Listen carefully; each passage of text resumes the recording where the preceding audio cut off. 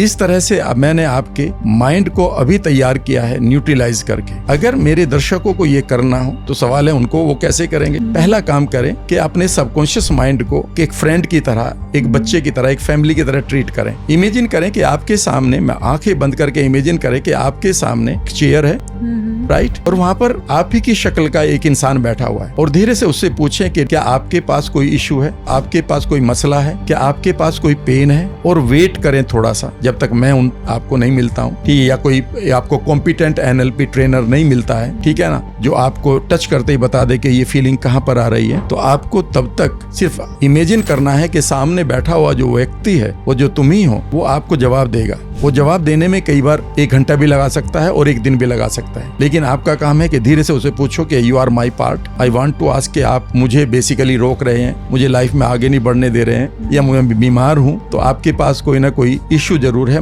Let me know, मुझे बताएं।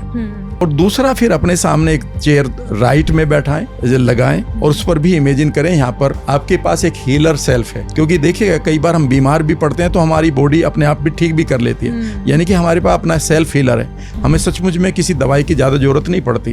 दवाई इमरजेंसी के लिए होती है। मान लेते मुझे सर में दर्द हो रहा है और मैं टॉयलेट नहीं कर पा रहा हूँ, तो मैं किसी भी एक एनाल्जेसिक को ले लेता हूँ, लेकिन मेरी बॉडी जानती है कि इस दर्द के पीछे कोई ना कोई रीजन है। कोई बॉडी का पेन आपके पास है, लोगों के पास कैंसर है, लोगों के पास फेलियर है, लोगों के पास ऑटो इम्यून डिजीज है, उनके कोई ना कोई कारण उनके सबकॉन्शियस में पड़े हैं, पर वो उनको कभी पहचानते नहीं। तो अब आप अपने सामने इमेजिन करिए कि दूसरी चेयर पर आप ही बैठे हुए हैं, लेकिन आप हीलर हैं, और अब आप इमेजिन करिए इन दोनों की बातें करवाइए। आप एक फादर के रूप में, माँ के रूप में अलग बैठे हुए हैं, आप इन दोनों की बात कराइए। इमेजिन करिए कि जिसके पास कोई शिकायतें हैं पार्ट, वो इसको बता रहा है और वो इसके साथ बात कर रहा है, और इनको इंटीग्रेट करिए।